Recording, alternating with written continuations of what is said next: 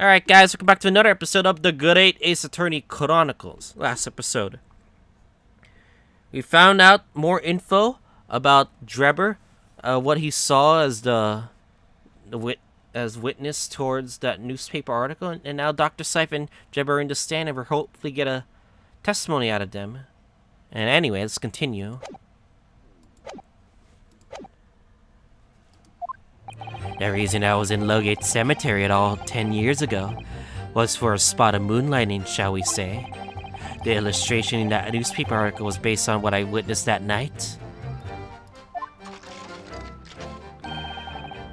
But thinking about it now, I realized I never actually saw the professor. Soon afterwards, I was visited by a young woman who sculpted a model for me from wax. And I gave up becoming a scientist as it was all because of the newspaper article. Wait a minute. What are you... You're claiming you didn't actually see the professor now? Of course, you have to have a screw loose if you believe a corpse would come back from the dead. But, so you're saying this article is... not worth the paper it's printed on? I think that's where I would describe it perfectly, yes. Ugh! The details in the article aren't true. It nullifies your argument to why Mr. Drebber and Dr. Seif would have been working together. God dang it. But there has to be a flaw in so he's discrediting himself to cripple my argument? Now tell me, witness. You claim to have been in the cemetery in some auxiliary business. Can you elaborate?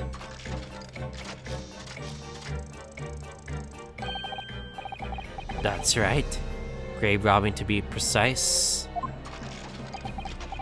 As you know, Lowgate Cemetery is the rear of Barclay Prison. Some monk students at the university had a reputation of being haunted by the ghosts of condemned convicts. Grave robbing, you say? Yes, exhuming fresh corpses to sell is reasonably lucrative. Of course, I never laid a finger on any valuables buried with the dead. So you are one of those soul-card resurrectionists. Particular scourge on society. Actually, my fellows and I went by another name, the Repurposers. The fuck is that name? Repurposers? That would be quite beyond the pale. You would invite divine retribution, sir. Yes, well, I think I suffered retribution enough. The Daily Circus eventually unearthed my name and put it in its print. It caused me great headaches. In the end, I had to leave the university. That was the only paper with the grace to identify me ambiguously, I might add. I see. Out of interest, who drew the illustration for this article? Yes, that was the reporter who exposed me. He sketched that right in front of me as I described the scene. Obviously, as time ticked on, I barely regretted what I've done. I like how frickin' she's very quiet, claiming to have seen something I never truly saw. Foolish, very foolish. Very well, counsel for the defense, you may proceed with the cross-examination now. At once, my lord.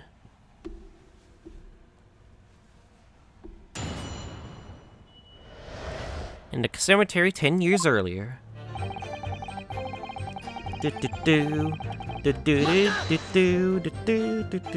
By moonlighting, you mean a grave robbing, do you? Surely you only need to look at the graveyard scene and my appearance to gauge the answer to that. I have a feeling we're gonna have to pursue someone. The lantern and spade. On who on earth would want to buy a dead body? Any major hospital. A hospital? In order to better understand the human body, the study of anatomy is crucial to medical science. But there isn't a hospital that has enough specimens to work with, though obviously they can't openly express an interest in obtaining more dubious means. As aspiring scientists, we young research students had no money to work with, as I'm sure you can imagine. so we surreptitious arrangements with a hospital via some of our medical student acquaintances. We would never take anything of value from the graves. This was for the furtherance of science, you see. That's what we are told ourselves every time we stroll into the graveyard at night, spade in hand. You realize this body snatching is a serious crime. If you were caught, you could expect the gravest of consequences. We students are caught up between the hammer and the anvil. We needed funds for our research. Professor Harebrain said exactly the same. I'm quite speechless at the apparent levity in which you revealed this abhorrent behavior. Well, if you want to know why I was there at Logate Cemetery, that's the reason. I would never expected it the way it did, that I regret to this day.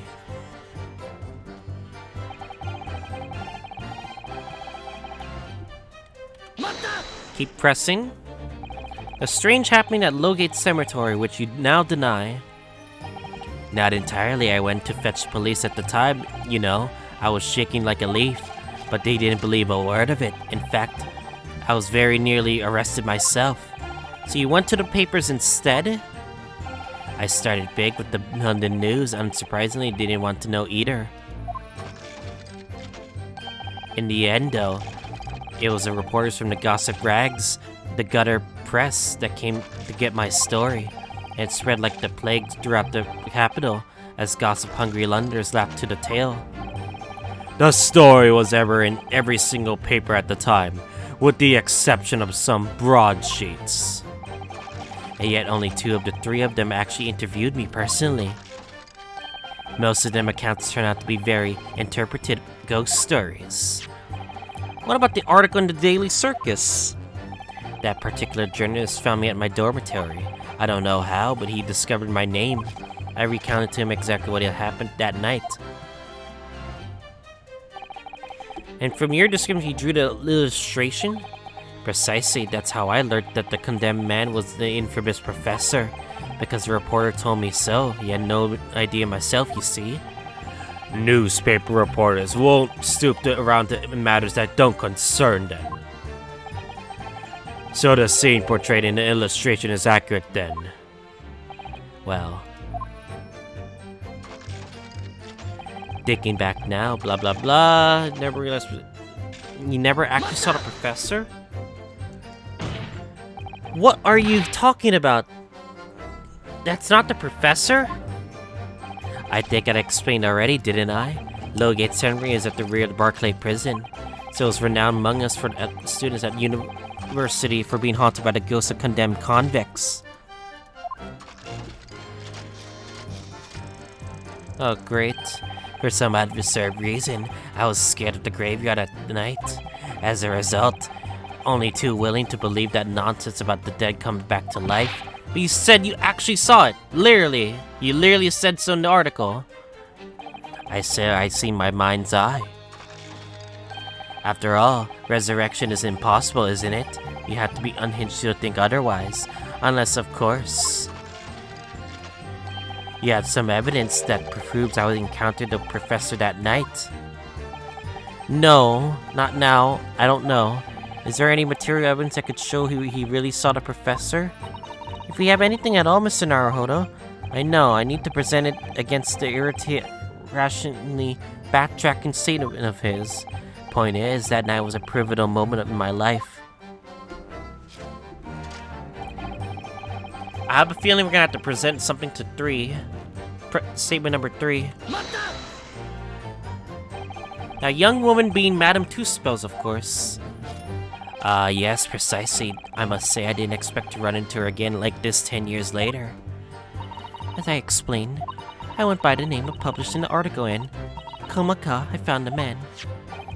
Yes, the article in the Daily Circus, I think you said. I was a poor student, barely with a penny to my name at the time. And a young lady put £5 in front of me. So you readily consented to having a waxwork of yourself made and gave permission to be put on display. I did. I should sell what little I had to sell, I concluded. Ah, oui. I remember now. I purchased something else from you that day. Nicest paw.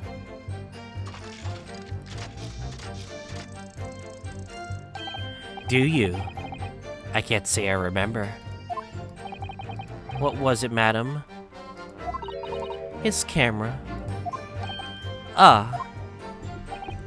Yes, I made a point taking it with me whenever I made an excursion of any cemetery. You took a camera with you, sir? To what end? To record the details of the bodies I disinterred. But I had no intention of ever visiting a graveyard again after that night, so I sold it. We have the camera right now, by the way. I see. But I still have it, Monsieur. It is part of the special exhibit in my House of Horrors. I'm very meticulous about such details. It is the two spells way. It would seem then, finally the camera being brought up, is the very camera that Mr. Drebber took with him to locate cemetery on the night in question. Yes, interesting.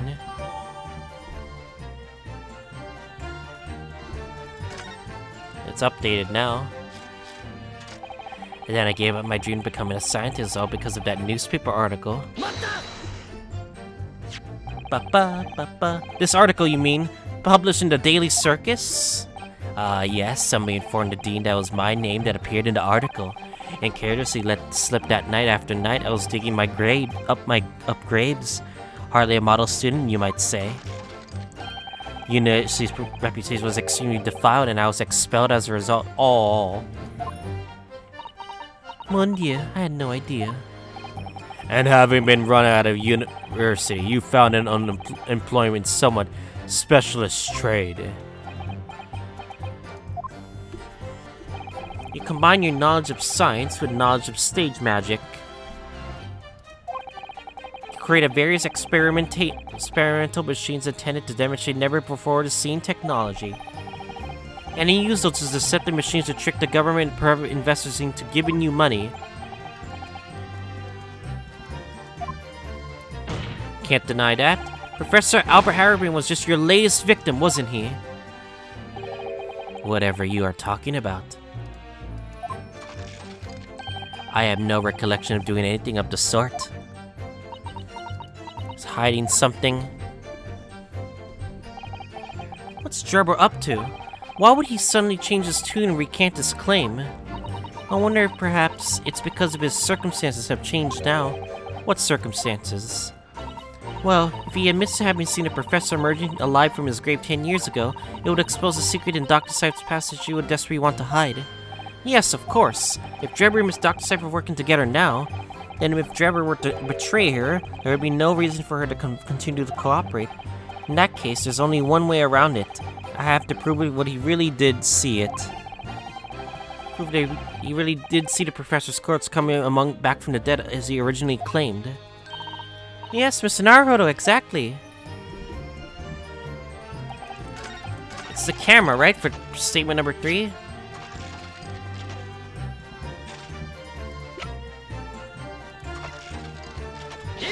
No? That last statement would seem to be at odds with the evidence. Oh, it is your task, Counselor, to explain this somehow to the court, not the other way around.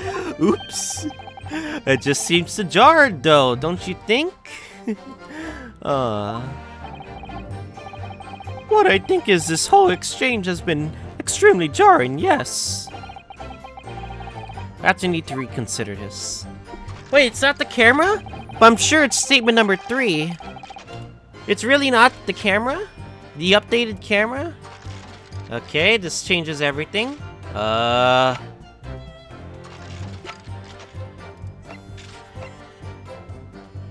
I mean, this is the only evidence that we really prove that you literally saw the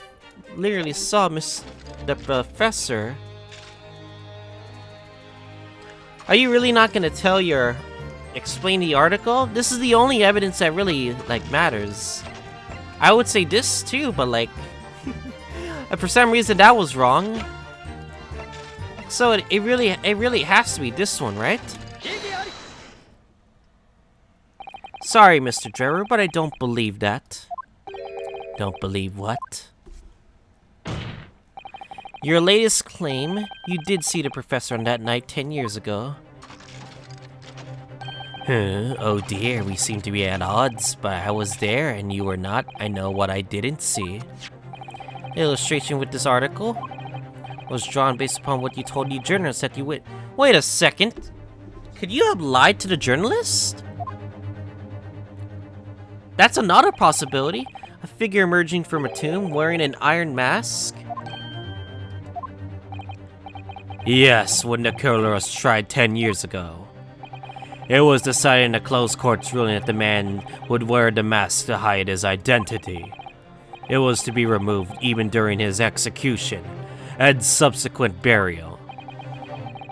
Not even the prison wardens were to see the man's face. Obviously, the provision of this mask was not public knowledge. So, Mr. Drebber, as you just heard, as a lowly student of the University of London, certainly would have known about this condemned man mask. So unless you've seen the professor that night, it's inconceivable that the artist would have included the mask in that illustration.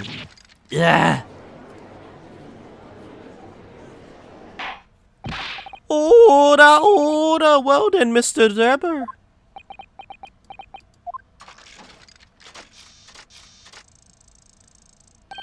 It's a vile scene, isn't it? If you look closely. As I've already explained, been at pains to point out, I was already petrified. Which is why I had it in my head that I'd seen such a blood-curdling sight. But afterward I came to my senses and I realized that I'd been mistaken. What do you mean you've been mistaken? You're still saying you didn't see it?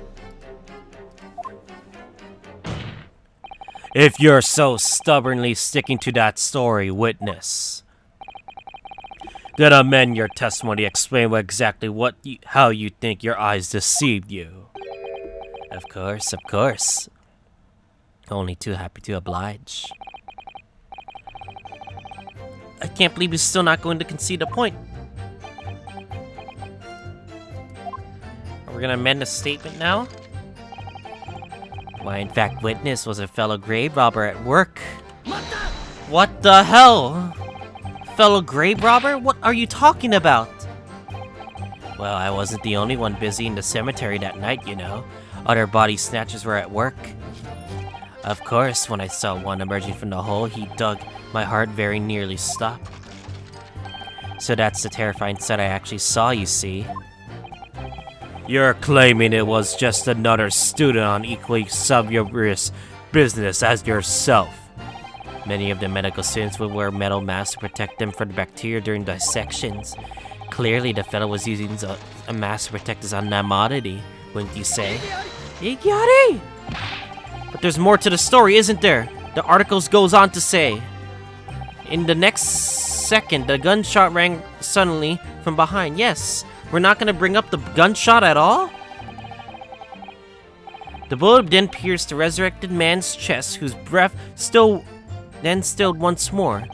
We might assume that the sexton discovered the miscreants at work, perhaps fired upon one of them. If a grave digger has shot someone in the cemetery, I think it might have been rather big news, my lord.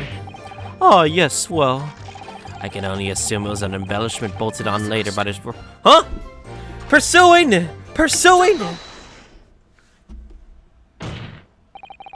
Madam Two Spells, don't take it out on Mr. Sholmes.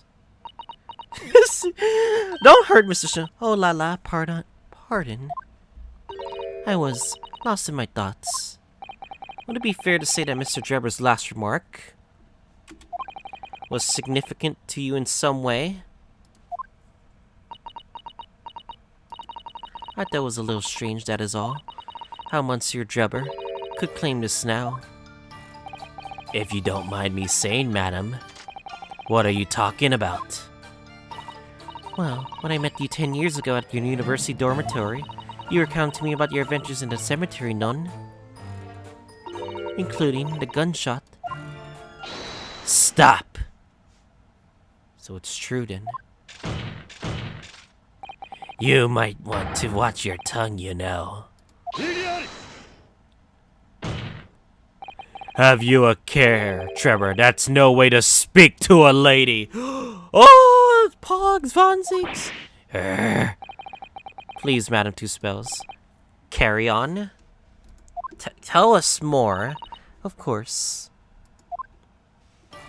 According to what Monsieur Drebber told me at the time, he did hear a gunshot from behind him, and the bullet hit the condemned man. I said nothing of the sort! None. You were very explicit about the details. About the mask and that the figure was wearing. And the blood that splattered over you when he was... Blood, eh? Enough. Shut up, woman. You're making all this up. That will do. Mr. Drebber. So you really did witness it? Yes. You refuted the account just given by Madame Two Spells. I have no recollection of ever saying those things. Come on! Do you really expect us to believe? Control yourself, counsel, not prevent you baseless accusations in my courtroom. Right. Under the circumstances, I think it's best that you supplement your testimony with a statement to clarify your position on this witness. Very well. This guy, you're not telling us everything. You're not gonna tell us the real truth. Stop hiding the truth. There was no gunshot from behind me at all, not any spattering blood. This is a bunch of bullshit. Yet Madame Two Spells has testified you told her about those details. Not true. I said nothing of the sort. 10 years have passed without material evidence to the contrary. You have no ground to which to question the witness's word. Tell me, Madame Two Spells. Oi. What exactly did Mr. Drebber say about the blood that apparently splattered on him? Allures, this is what he told me. All of a sudden, he heard a very loud gunshot from behind his back. The bullet hit the figure who was emerging from the tomb in the middle of the chest and his heart. One dreadful sight after another. And since Monsieur Drebber was at the time facing toward the condemned man, the blood sprayed from the wound and spattered onto his body. That's what we have told me. So, not an experience you would ever forget, is it? Precisely, and I didn't forget it, because I've already said it. It never happened in the first place. This is you're full of shit, Drebber. You are full of shit. You're clearly lying. If only I had some evidence to prove it. We can't let him win, Mr. Naruhodo. We mustn't overlook a single detail, no matter how small. We gotta be sure.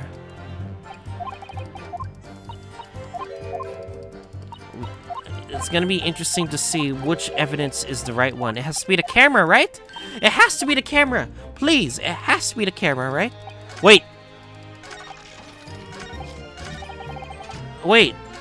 If we're assuming that if you did get splattering blood, wouldn't the camera have splattering blood? Wait a second. I want to see this real quick. That's it! That's it! That's the blood! Oh my god, we got him! We got him! We got him! It's the camera! Right? Mr. Drebber, do you remember this camera? But that's the camera from that fateful night. Yes, we borrowed it from the House of Horrors. It's the camera you took with you to the cemetery that night, Mr. Drebber. And is that supposed to be significant? Oh, you remember what you said? This kind of camera actually is rarely seen in our homeland, so my colleague and I were very keen to examine it closely. Well, you notice that the lens extends forward on the ends of some bellows. Like this.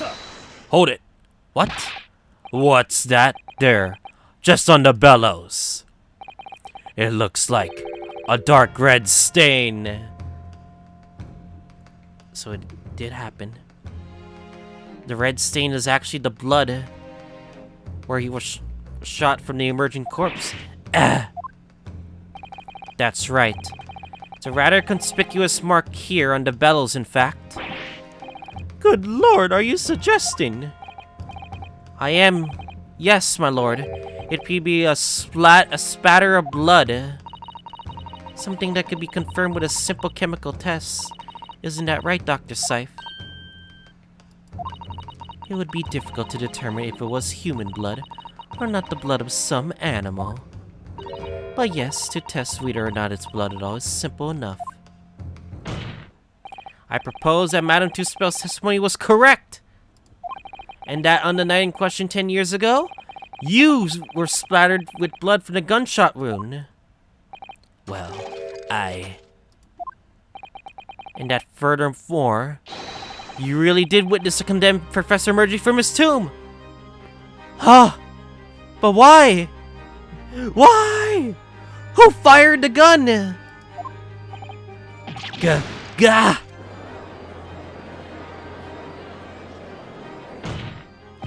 There's simply no way you could have forgotten such a traumatic experience. In other words, the only explanation is that you're trying to hide the fact that you saw the professor that night. But why? Why would he want to do that? Well, not for his own gain, it would seem. For whose then? Who could have benefited this? Mr. Drebber is obviously lying in order to protect somebody. My goodness, he's shooting someone. Yes, my lord, and clearly, it's someone who doesn't want the truth about the professor coming back to life to be exposed. Well, counsel, who is it? Who is it then?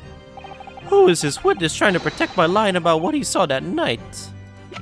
Dr. Seif, wasn't it? The obvious answer is Dr. Seif. Seif. Whatever do you mean? Imagine if the convict who had been sentenced to death was not in fact killed. Imagine if that was to come to light. What are you insinuating? And imagine if the convict in question was the country's most hated mass murderer. If it was the professor. That would be unprecedented scandal. This is beyond a joke. Now they need to point out that the dead cannot come back to life. What are you suggesting would mean that the execution never actually happened? Yes, that's exactly what it would mean. Once a man is sent to the gallows, he hangs. No one is gonna escape. Not in Great Britain. But the fact is, there was a witness to the fact that the man did escape his hanging. Good lord, if it were really true, counsel, the implications of misconduct would not stop at the supervising coroner. It would take the honor of the judiciary from the ground up. Oh my god. And exactly how because of those monumental repercussions, that Dr. Seif would consent to any demand made of her by someone who had threatened to expose the secret. And if that meant being complicit in a crime? You mean? I mean that Dr. Seif wasn't collaborating in Mr. Drebber's wicked scheme. She was coerced into collaborating in order to protect her decade-old secret. She switched the dead body of Mr. Asman with the Oxford model and fabricated the autopsy report. Nar. Oh, he has his foot down. Lord Von Zeeks. Pray forgive my freshly hallowed chalice. And a rather wrath of utter discourtesies now. Goodness me. It's just sort of the tall-tale Londoners would enjoy. I grant you. An executed killer rising from the dead, a Scotland Yard cover-up, a conspiracy at the highest levels. Let me ask you one thing. What's that? If the condemned man really did emerge from his tomb that night only to be shot in the chest, Who pulled the trigger? And dispose of him forever? Well, I have no idea at the moment.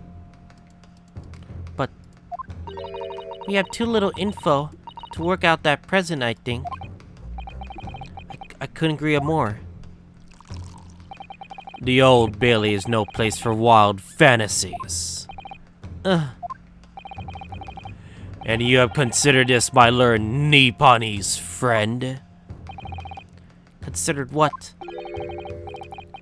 Do you realize what a dangerous endeavor it would have been to coerce this woman to such a criminal activity?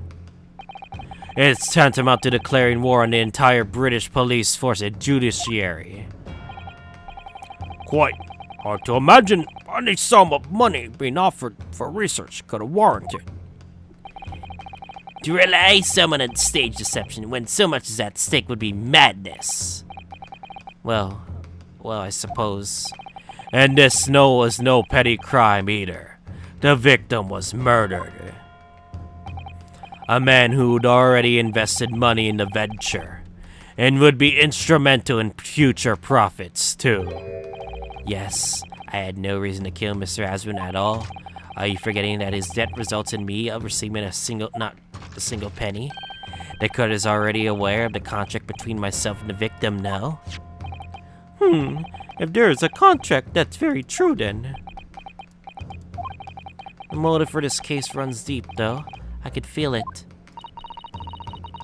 Using threats to force the head of the forensics investigation team to cooperate is extreme. For a government grant, he had no guarantee of receiving in the first place. If the grant was the aim, then taking Mr. Asmund's life would have made no sense anyway. Which means Mr. Drebber's motive wasn't money at all. He was trying to kill Mr. Asmund. But why? What was his motive then? Your time is up, my learned friend. I say you have one last chance before the jury lose their patience with this charade. Let's see if you can back up your heady proposal, shall we? Huh? The glass? How do you explain why this engineer would throw all caution to the wind and threaten his own country? At this point, I'm not prepared to listen to more of this outlandish conjecture without proof. So, counsel, present your evidence. Alright, that's exactly what was Mr. Asmund to Trevor. There's a connection there that no one's seen yet.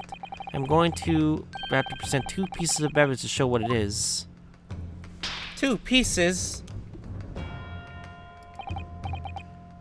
Okay. Yes, my lord. Evidence established motive between why the victim... Witness wanted the victim dead is right here.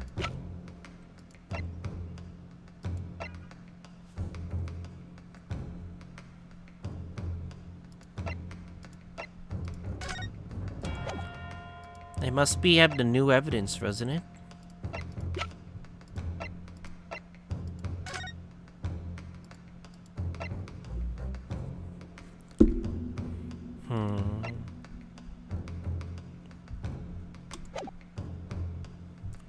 You said 2 pieces of evidence.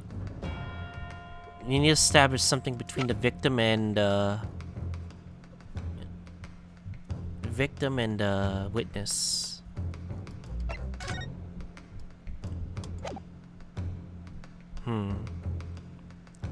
Okay, I think I'm gonna put this one first. This feels like the most sense out of anything.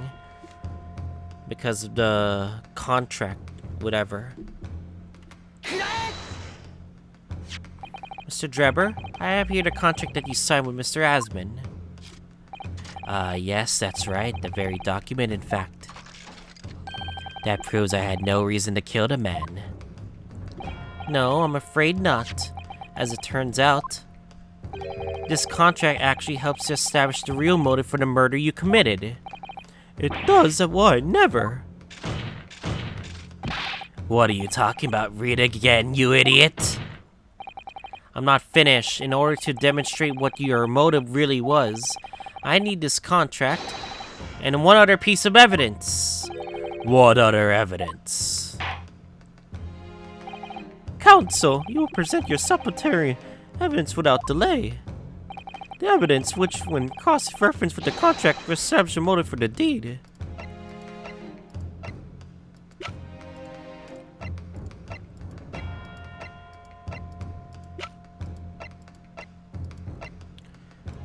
Yeah, I want to believe it's this, right? Is it this one? Because I know we haven't touched upon it, but...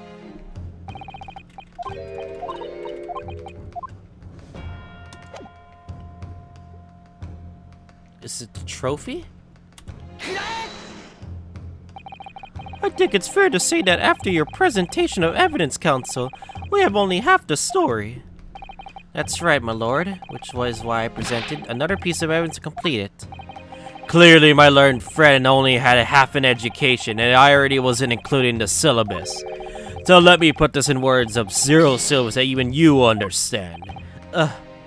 Wait, I guess I was wrong. Okay, I'm being stupid right now. Wait, I see it now. You have to play in syllabus and syllabus, that's the irony. That was just a pun, Mr. Naruhodo. Irony was elsewhere. Oh? Okay, I probably was just being stupid then.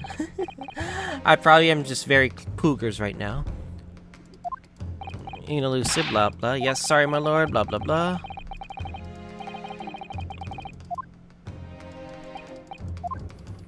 Alright, is it the article? I mean, that's the only thing too, right? No? It's this newspaper article, my lord.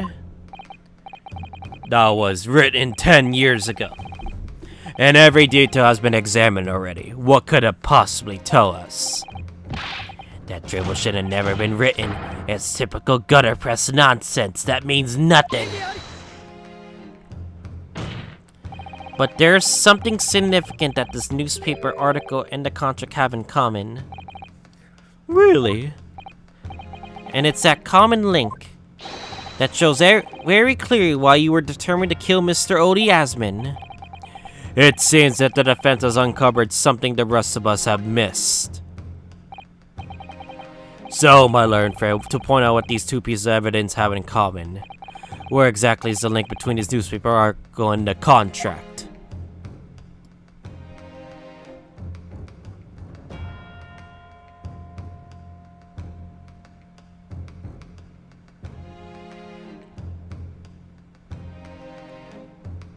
Right here.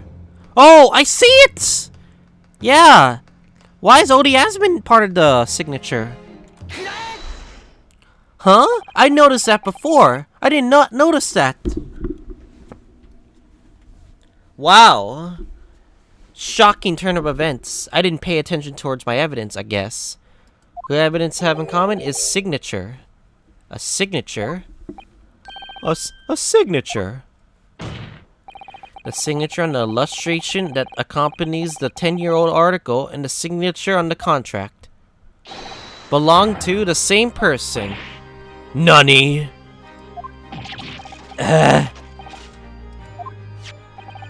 As the court has heard, this illustration was drawn 10 years ago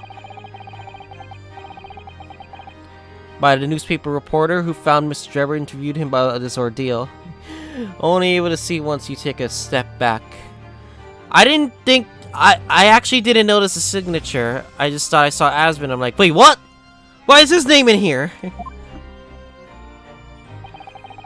If you look closely, the reporter's signature can be seen in the bottom right corner of the drawing. He's getting flustered. And if you look at the contract here, which was signed between the witness and the victim last year, you can really see that Mr. Agman's signature is at the bottom. Let me see now. Oh, good lord, yes, they're identical. In short, journalist who drew the illustration and wrote the published article published Mr. Drebber 10 years ago was the victim of the case, Mr. Odie Asman.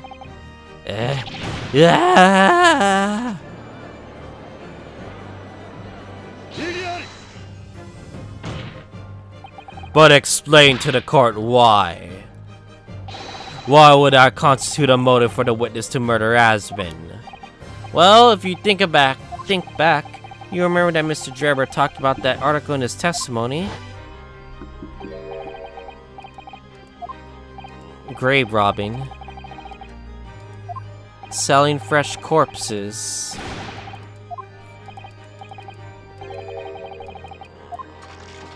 Oh boy. The Daily Circus. Ah, yes! Because the Daily Circus forced him to leave. He got him expelled. Yeah. As soon as that article was published, he got expelled from his university. We finally got a motive! Yeah, we finally got a motive. Because they got it, because the people who wrote the article got him expelled from the university. Wow. At the time, you were a student at the University of London who dreamt of becoming a scientist. However, this single newspaper article changed your entire life. So, Mr. Asman used to be a newspaper journalist, did he? He did, my lord. In fact, it's widely held belief that Mr. Asman managed to position himself at the heart of the criminal network, thanks to many dubious connections he made this time as a reporter. God damn. So you had to give up on your dream and you leave the university. You lost everything. Pepe hens. And you eventually found yourself working in the field of science, but only in the shadows. All because of that article written by Mr. Asman. Enough! He's realizing his true. Stop this, Endress dribble about my life. But, huh? Explain yourself, Counsel. Mr. Drebber. Yes, it's true. I had to leave the university as a result of that article. But it's just the straw that broke the camel's back. What do you mean? Well, almost every student of science in the faculty was too poor to actually conduct my research. But they struggled with their hypothesis anyway. We all did, only after being taken by vultures. Sooner or later, you knew your ideas would be stolen and paid by some wretch or other. Making a name yourself as a scientist in a climate like that was America only a few selected geniuses could ever hope to achieve. Personally, I was one of those geniuses, so it was hardly a wrench. But being forced out of the university because of that low gate was the best thing could have ever happened to me. Pepe hens. Mr. Drebber, do you genuinely believe that? Of course I do. Who's better placed to know whether or not possess a talent for science than me? I'm the victim. I'm sorry to say that your words don't ring true at all. How dare you? And I have evidence to prove it. How are you in position to say anything about me? I don't know you from Adam. Fine, if you think you have evidence, go ahead, show it. What could you possibly dispute the idea I was happy to leave university because I lack talent? Trophy. That's your prestigious award, right? Do you remember this, Mr. Drebber? You found it at your workshop. Is that a Royal Society trophy for excellence in science? What exactly is this trophy, Counsel? It's the greatest honor that can be bestowed upon a young scientist, my lord.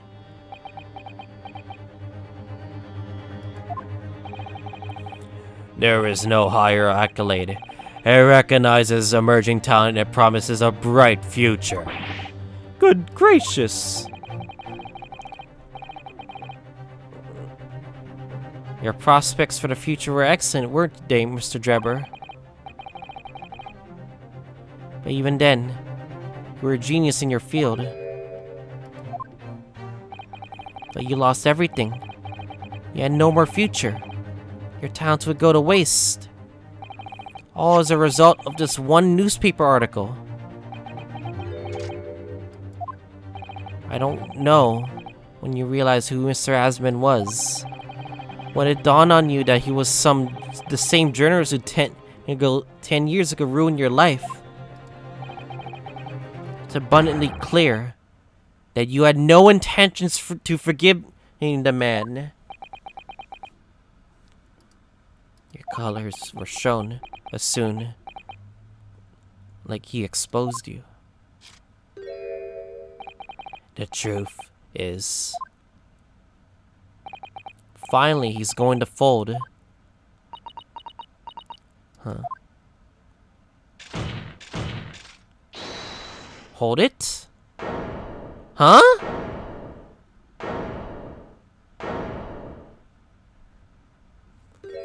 Dr. Seif? Huh. Fine.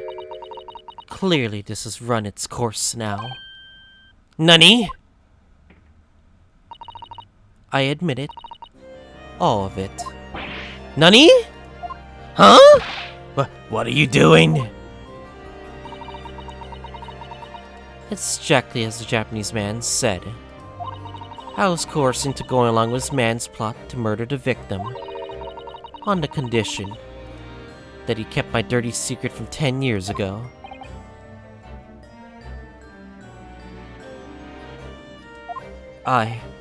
No. Good lord! She admits it. They were working together. Dr. Seif, do you realize what you're saying, woman? It's all true. That day. When I arrived at the Crystal Tower and saw the birdcage, my heart nearly stopped beating. What the? That memory from a decade ago that I'd done my best to bury deep inside myself. That was the professor again, staring me in the face. And then, before I had a chance to react, I noticed something else. There was a note tucked inside the model's jacket. Dr. Seif, you will go along with my plan. From someone who knows the truth about what really happened that night 10 years ago. The letter. All the instructions were there in the note. Every detail was meticulously written out. I had no choice but to do what it said. I made the necessary alterations to the scene, fabricated autopsy report as instructed. God damn it! Damn it. There was really no other choice. Had to be done to protect the judiciary. I can only apologize now. Damn. So, is that it? Everything? Everything's done? Why on earth would you buckle now? Well, there's no point trying to hide it anymore, is there? I would have done anything to stop it coming out. Even collaborating a murder. But the great lie about that execution 10 years ago has been exposed. Whatever happens, I'm finished. It's true, she is finished. So then, Mr. Drebber, what do you say to that? Your accomplice is admitted to everything. Surely it goes without saying. You admit your part in it too, then? No? I admit to nothing at all. Nani? He's still molding? He's still gonna keep molding? No way. Have you forgotten that kinesis machine was ripped to shreds by an explosion? Short of me admitting to a crime, there's really no possible way for you to prove that I did anything wrong. No! Why are you still denying? Ora, ora, ora! Whatever this man says, I admit everything. He threatened to expose my secret, so I went along with this plan. And Lord Von Zeeks. Yes. I hope you accept my apologies. What happens next is on your hands, of course. I have heard more than enough now. I hereby present the final findings of this court. Huh? This trial is not the proper forum to pursue the alleged wrongdoings of Mr. Trevor, defendant Professor Albert Harebrain. Very true, it slipped my mind. No! No! We can't establish that Harebrain still did it. No? Isn't he one of your closest friends? As the court has heard Dr. Cyber's immunity to the legends brought by the defense. Therefore, our Zonir is definitive of any possible guilt. You mean... At the present time, it is the conclusion of this court that the defendant was not involved in any wrongdoing. Does the prosecution have any objection? None. None, my lord. Damn it! Well, congratulations, Mr. Naruhodo. You proved Professor Harebrain's innocence. Did we? We're not satisfied! Without further ado, then, the education. Unless the prosecution or defense have any other matters to discuss. No, we're not fully satisfied. I don't know. This doesn't feel quite right. Why did Dr. Seif suddenly admit to it like that? Is everything alright, Mr. Naruhodo? Like you said before, the way the trial is set to end now, the judge will certainly deliver a verdict of not guilty. But is that really what we really want? I mean, yeah, but what the defense should be pushed for is further testimony.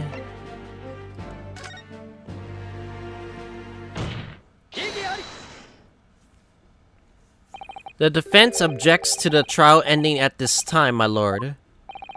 I beg your pardon, we need to know the truth. We demand one final testimony. Nani? You do realize I'm about to advocate in favor of your client, I presume? What are you playing at now, my Nipponese friend? Why would you want to obstruct the conclusion of the trial at this point? No defense lawyer in his mind would do that. What do you mean? What do you mean? All defense lawyers should try to do this. Not really, but...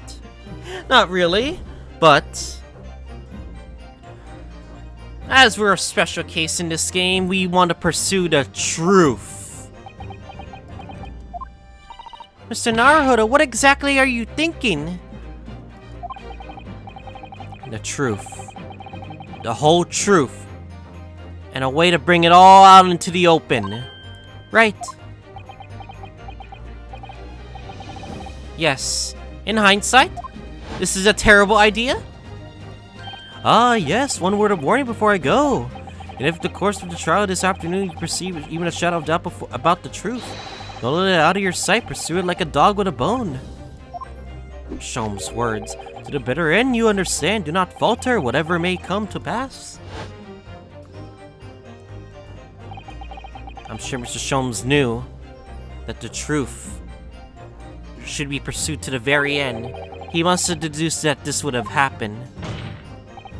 Yes, I'm here in court to advocate for my client and to secure an acquittal. Obviously. But that's not all.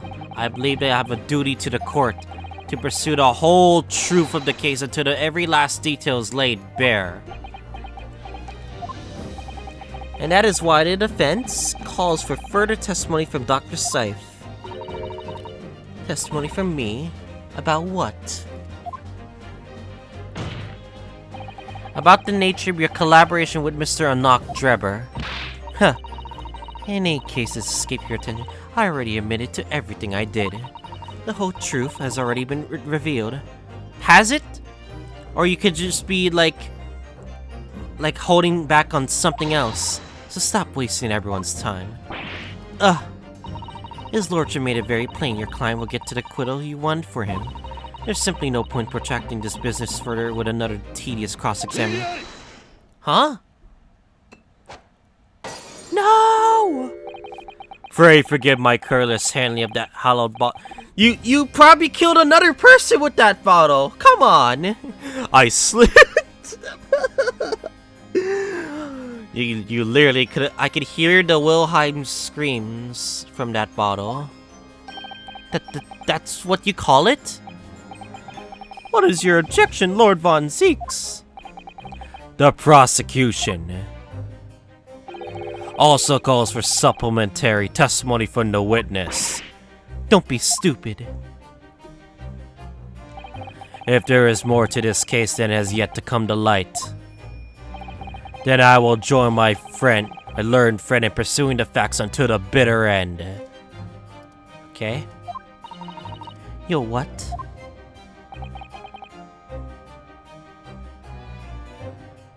Lord Von Zeeks. This is most irregular to say the least. However, as prosecutors also calls for, I will upload the request. Well, Dr. Seif, you will testify for the court, explaining the full extent of your involvement in the murder apparently committed by Mr. Dreber. Hi, very well. Alright, let's hear it. Unfortunately, nearly an hour of recording has passed, so yeah. Unfortunately, we cannot finish this trial in this episode. So yeah, next time on The Great Ace Attorney Chronicles, we will finish out the trial for sure and figure out the further truth.